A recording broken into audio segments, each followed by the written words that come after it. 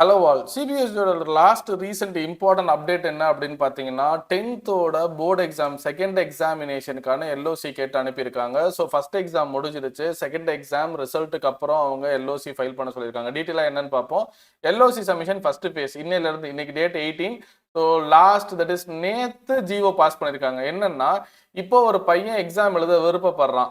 அவன் என்னென்ன எக்ஸாம் எழுதணும்னு சொல்லிட்டான்னு வச்சுப்போம். மேக்ஸிமம் நம்மளால 3 சப்ஜெக்ட்ஸ் எழுத முடியும். ஃபார் எக்ஸாம்பிள் சயின்ஸ், மேக்ஸ், சோசியல்னு ஒருத்தன் ஸ்கூல்ல இப்போ வில்லிங்னஸ் கொடுத்துட்டான்.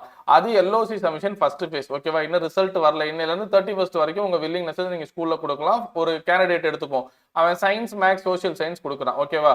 அடுத்தது பாத்தீங்கன்னா ரிசல்ட் வந்துருச்சு. இப்போ ரிசல்ட் வந்த உடனே 5 டேஸ்க்குள்ள அவன் ஃபீஸ் பேமெண்ட் பண்ணணும் எழுத போற எக்ஸாமுக்கு. ரிசல்ட்டை பார்த்துட்டு அவன் ஃபர்ஸ்ட் என்ன சூஸ் பண்ணியிருந்தான்? சயின்ஸ், மேக்ஸ், சோசியல் சூஸ் பண்ணியிருந்தானா? இப்போ அவனுக்கு சோசியல்ல நல்ல மார்க் வந்திருக்கு. அதனால சயின்ஸ், மேக்ஸ் ஒருவேளை இங்கிலீஷ் மாத்திக்கணும் அப்படின்னா செகண்ட் ஃபேஸ்ல அவன் மறுபடியும் எல்ஓசியில நான் சயின்ஸ் எழுத போறேன், மேக்ஸ் எழுத போறேன், இங்கிலீஷ் எழுத போறேன்னு செகண்ட் ஃபேஸ்ல அவனோட ஆப்ஷனை மாத்திக்கலாம். இது ஃபர்ஸ்ட் ஃபேஸ். இப்போ ஜென்ரலா யார் யாரெல்லாம் வில்லிங் இருக்காங்கன்னு சிபிஎஸ்சி தெரிஞ்சுக்க ஃபர்ஸ்ட் ஃபேஸ் ஒன்று. ரிசல்ட் வந்த பிறகு உங்க டெசிஷன் மாறலாம். இல்லை நான் இந்த 3 சப்ஜெக்ட்ல எதையாவது 3யுமே மாத்திக்கிறனால நீங்க மாத்திக்கலாம்.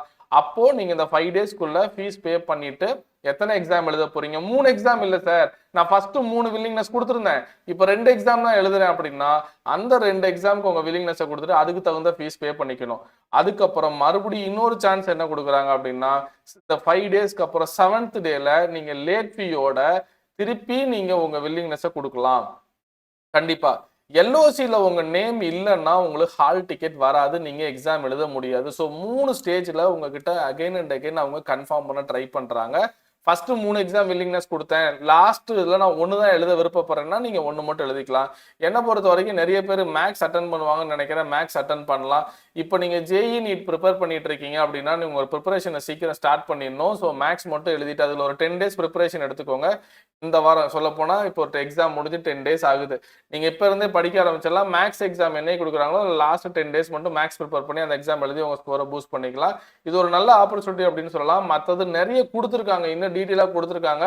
ஃபர்ஸ்ட் எக்ஸாம்ல நீங்க 3 எக்ஸாம் எழுதல அப்படின்னா 3 எக்ஸாமுக்கு மேல எழுதலாம், உங்களுக்கு இந்த எக்ஸாம் எலிஜிபிலிட்டி கிடையாது.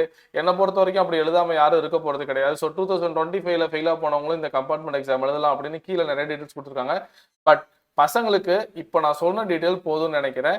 இப்போ உங்களுக்கு எக்ஸாம் விருப்பம் இருந்தது, எழுத விருப்பம் இருந்ததுன்னா ஸ்கூல்ல நேம் கொடுங்க. ரிசல்ட் வந்த பிறகு அதுல எதுவும் சேஞ்ச் இருந்தால் மறுபடியும் ஸ்கூல்ல இன்ஃபார்ம் பண்ணுங்க.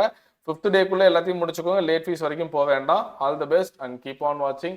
சப்போர்ட் பண்ணுங்க நம்ம சேனலுக்கு. தேங்க்யூ.